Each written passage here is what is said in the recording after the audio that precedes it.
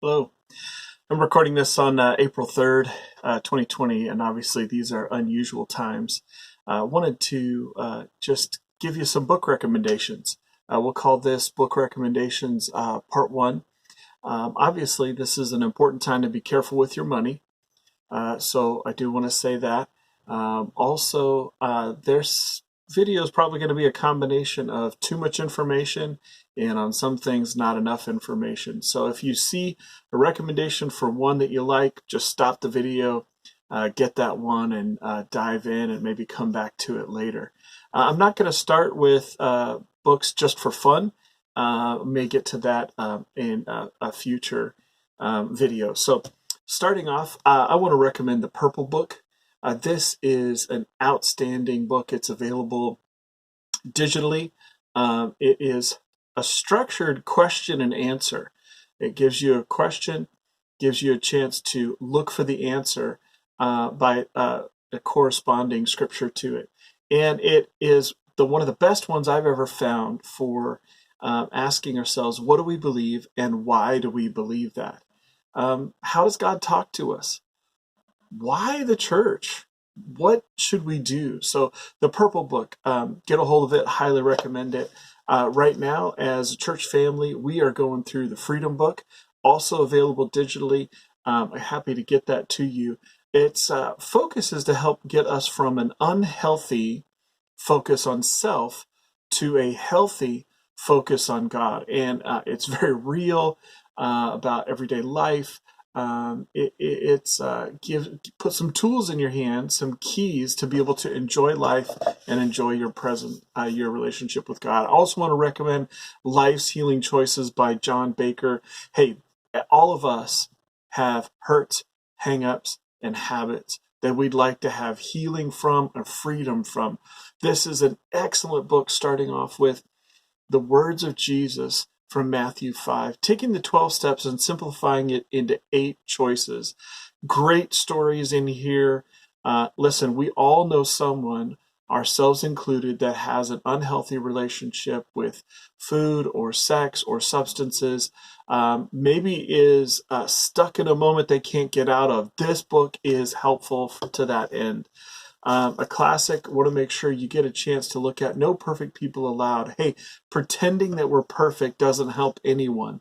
And this is, as these last 3 have been, what I consider the starting point for anyone in our church family, helps us get to understand how we look at things like identity, even sexual identity, and issues of addiction, but even things that are not as serious, you might think. Maybe even how we think about tobacco, alcohol, but even interpersonal relationships. And are we focused on perfection a little too much? Or are we in our relationships thinking about, hey, are we on a journey together? And the follow-up from Pastor John Burke is Soul Revolution. John Burke, the author of No Perfect People Allowed. Now, for us as a church family, we believe that a part of our unique call is that we are urban, we are missional, we are multi-ethnic and spirit-filled, but we are also focused on growing not just in spiritual maturity, but also emotional maturity. Those 2 things are linked. And just like the Freedom Book does, we need to be asking ourselves, hey, do I enjoy life? Do I enjoy my relationship with God? And if not, why? Because if not, it may be an issue of spiritual health that needs to be addressed. So the emotionally healthy spirituality and a bunch of related curriculum from Pastor Peter Scazzero from Queens, New York, and also this one, I don't really like dust covers, the emotionally healthy leader that goes along with it. So I definitely recommend that. If you need to stop, take a breath, just stop the video, okay? It's always okay. No, might be going a little bit fast. Hey, listen, speaking of fasting, yeah, that's that dirty word in Christianity. What does it mean to go without so that I can be more focused on God? Can I remove the spiritual clutter from my life? And what is this thing that Jesus did of going without food to spend private time with God? It's something we can do as individuals. It's something we can do as a group. A lot of books about prayer have affected my life in many, many positive ways. I think, honestly, prayer is what I look at as essential for my survival, for my peace of mind. And there are many books that I'd like for you to read. With Christ in the School of Prayer by Andrew Murray, so many by Ian Bounds, Watchman Nee, others. But Timothy Keller is at it again. His book on prayer has got to be in a top 5 for me, for believers, just because it covers so many different aspects of prayer, the reality of the difficulties of prayer, how to get unstuck, the essential value of prayer. But it brings together some of the richest texts from older books into one book, and will give you a great springboard if you want to read more of the best books that are out there on the subject of prayer. Something that I think was huge in my life, Philip Yancey's book, The Jesus I Never Knew, strongly recommend it. It will help you unlock your imagination and think about who Jesus really is. Did you know that Jesus is alive? Jesus has thoughts, Jesus has feelings, and this book will help you get to know the person of Jesus in a way that's really meaningful, in a way that's creative, in a way that's faithful. I cannot recommend it highly enough. I'm going to go back. One of the other recent works from Timothy Keller, Walking with God Through Pain and Suffering.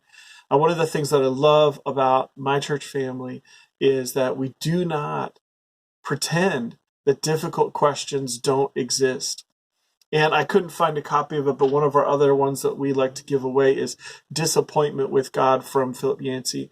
But Keller does just a fantastic job here looking at the hard questions. Is there a reason for suffering? What does it mean to walk through suffering?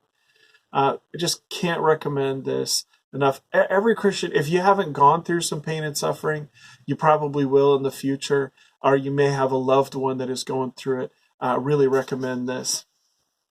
Also, one of the things that we use, 52 questions, each one with an answer from Scripture, and just a couple of selected readings, some from current living authors, some from ancient Christian authors, the New City Catechism, something that I found really helpful just to kind of further your learning and make sure that you've got some of the basics down. Now, the last one for this video is a big one, and I think that if nothing else I've said has rang a bell, this is definitely like 12 books in one. It's not cheap, but it is worth it. It is the New Testament in its World from N.T. Wright. Relatively new. It is taking some of his previous books, reorganizing them, adding new work to it. There's new material in it. It's fantastic. I have not finished it yet. It's a big book, but this is kind of one that I think Christian families should have sitting around the house, that's always available, because if you're curious about any of the books of the New Testament, at any point you could, the way that it's organized, you can easily go and flip to that section. You can easily go and have a look at that. Just, hey, what was going on with the book of Galatians? Why is the book of Romans important? And what's the deal with James? He seems a little different. But maybe more importantly, what about Jesus? What is it about this Jesus? And what was the making of the New Testament? How did that come to be? How does that work? There's so many things about this that are important, that will be helpful. And having a physical copy, I don't know, I'm just kind of a fan of. Maybe you've noticed that. A lot of these books I do have digitally. I love my iPad. I love my Logos software and different things that I use to read. But sometimes I like to be away from the computer and any of the other things that can pop up with the computer, or even notifications on the iPad. And so sometimes having a physical book can be really comforting. So I hope I didn't talk too fast. I hope this is helpful to you. And I'm going to post a couple of more with on some different topics, some with a little bit more variety, and some just related even to my spiritual DNA and my spiritual roots. So I hope this helps you.